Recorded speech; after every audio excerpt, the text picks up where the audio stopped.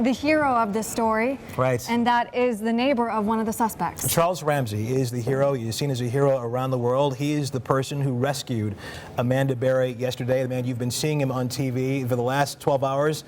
Charles, getting any sleep in the last, not at all, couple hours, you told us?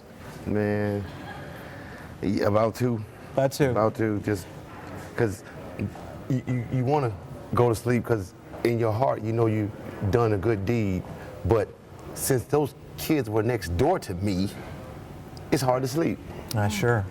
You've told this story a million times. I'm going to start it. By now the world knows you were coming back from McDonald's. Mm-hmm. You were eating your Big Mac and you heard screams. What'd you do at that point? This girl, her scream was so loud, children stopped playing. That's what made me look outside. That's how loud her scream was. So you figured a tree fell on her or something.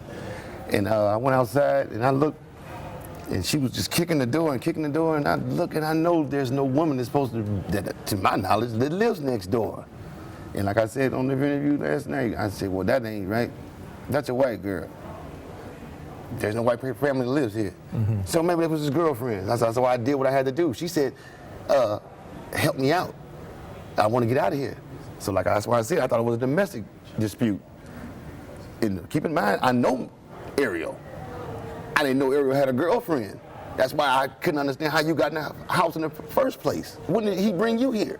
You know what I mean? So I opened the door, naturally, as you can see on the news, and it wouldn't, bro. He had a lock on there, and you couldn't open that. And the police had to, when they got there, they finally, got it ajar. And Amanda says, it's two more girls up there. And I looked at her, and I looked at the cop that was in the middle of the street, and he said, it's what? And she said, I am not the only one. Hmm. And they went up there, and about, 15, 20 seconds, they were coming out with Gina and that other girl. And I said, oh my God. Charles, you've done so much, and we are all grateful for the fact that you were there then and that you were able to help them. As you go through this, a lot of people were wondering how the community didn't know. Were the windows boarded up? Had you not heard anything in that house? All I would hear was salsa music. That's all he played, naturally. One day, I was playing my music, obviously too loud. He came to my house and told me, turn my music down because I'm disturbing him. At this time, he was a bus driver. I understood that. He had to get up in the morning to go drive the bus. When that came about yesterday, it had nothing to do with you getting some sleep. It's why I was bothering you. And why I had to turn my music down. How can I be disturbing you? What are you doing in there? You weren't reading the Bible. I see, but you knew him. You had barbecues with him. You listened to salsa music. My next door neighbor, just like you lived there. Yeah. I would come out morning. If the mail is in the wrong place, I grab it and give it to you. Same thing. When you called police and told them that you had Amanda Berry, what did they say to you? He told me, he says, you got who? I said, I got Amanda Berry with me right now. Send the police. This dispatcher said, stop playing on this line. You don't got her. I say, well, send the police, moron, and arrest me if I'm lying. They didn't believe me. Now, since so many people have been calling him probably through the years and say, we got her, I understand that you was just a little apprehensive about that call. She called too. Now you got two people calling you 911 at the same time. Somebody can't be lying. How did Amanda look when you finally rescued her? She was trembling, happy that she saw someone else other than her captives. Yeah. But her main concern was that child. I didn't know what that baby was crying about. Did she come out with the child? Yes, and I was like, who is this kid? Yeah. And she said, well, this is his daughter. His daughter. And I'm like, well, how? If you were kidnapped, you weren't pregnant then, and then they do the math. Say, I'll be damned.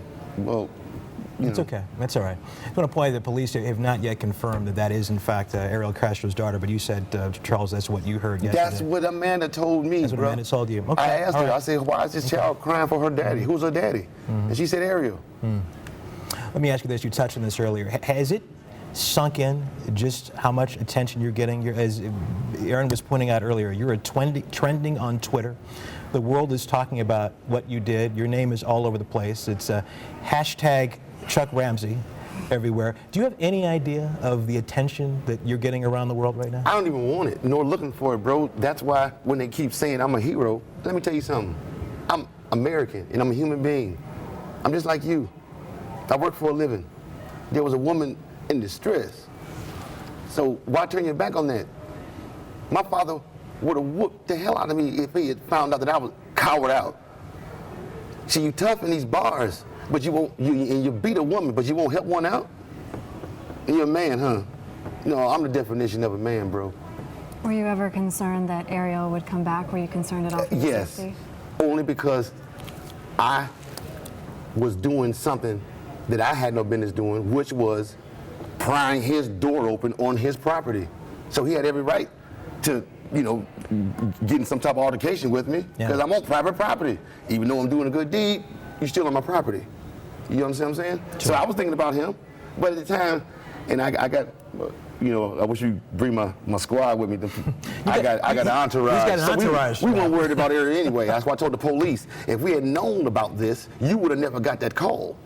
It'd just been some corners coming, putting a white sheet over somebody, and we'd have went on with our life. Because we'd have handled that, bro.